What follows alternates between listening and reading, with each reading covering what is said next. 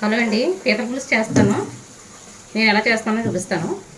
పీతలు అయితే క్లీన్ చేసి పెట్టుకున్నానండి. ఇలా తెల్లగా వచ్చేలా క్లీన్ చేసుకోవాలి. అయితే ఉల్లిపాయ ముద్ద కూడా నూరేసుకున్నాను. ఉల్లిపాయ, ఎల్లుల్లిపాయ, జీలకర్ర, ధనియాలు, అల్లం, అంతేనండి. పులుసు కదా, అందుకనేసి నేను మసాలాలు ఏమీ వేయలేదు.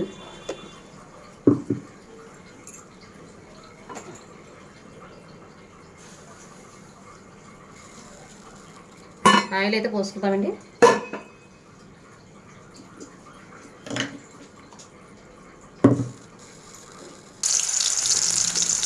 ఉల్లిపాయ ముద్ద వేపేసుకున్నామండి.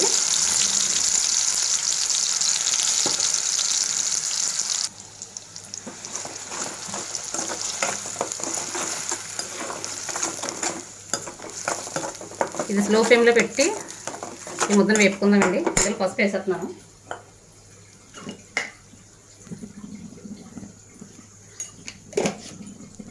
ఆయిల్ పైకి వచ్చేంత వరకు కూడా వేపుకోవాలి.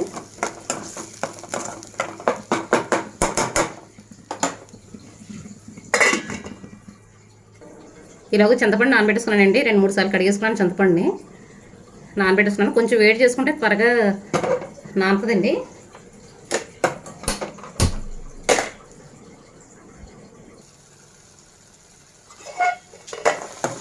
ఉల్లిపాయ అయితే వేగుతుందండి. ఇంకా వేగాలి. కొంచెం ఆయిల్ పోసుకుందాం. కొంచెం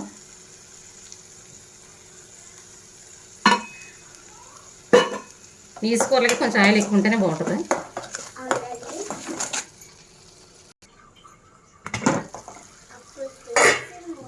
ఉల్లిపాయ అయితే ఎగిపోయిందండి. ఇందులో కారం వేసుకుందాం. 3 స్పూన్లు కారం వేసాను.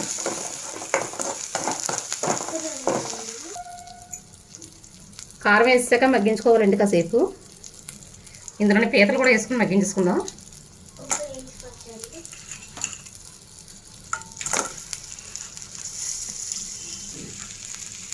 ఒక నిమిషం మూత పెట్టేసుకుని మగ్గించుకుందాం. ఇందులో వంకాయ వేసుకుంటే బాగుంటుందండి. ఒకటే మాత్రమే వేసుకోవాలి, కానీ నేను వేయట్లేదు పిల్లలు తినరు అనేసి. ఇందులో చింతపండు పులుసు కూడా వేసుకుంటున్నాను.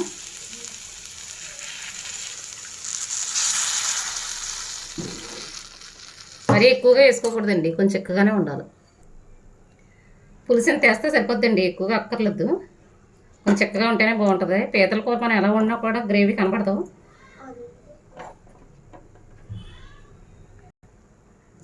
ఇందులో ఉప్పు కూడా వేసుకుంటున్నాను. పులుసు అయితే మరుగుతుందండి.